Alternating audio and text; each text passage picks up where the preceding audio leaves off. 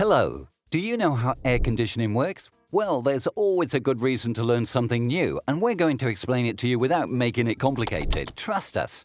Let's get started. The first thing to know is that air conditioning does not produce cold air, but rather removes heat and humidity from indoor spaces.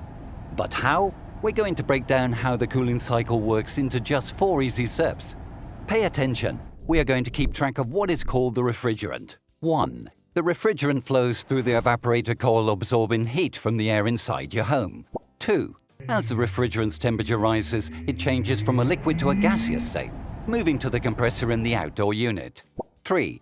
Once compressed, the superheated gas enters the condenser, transferring the heat to the outside air, cooling the refrigerant and returning it to a liquid state. 4. The cooled refrigerant flows back to the indoor unit, where it passes through the expansion valve to remove pressure before it enters the evaporator coil, ready to start the cycle again. Okay, so you have an idea of how an air conditioner works, but what about all the different components we mentioned? Let's take a closer look.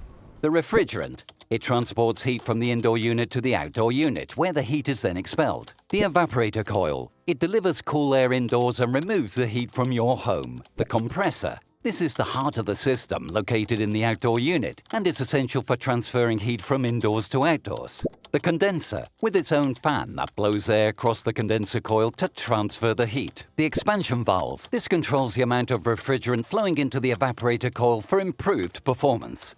It's by using these components that your home's air conditioner helps keep you comfortable. And that's how air conditioning works. Just like we said, simple. Now it's time to relax on your couch and keep cool. Enjoy.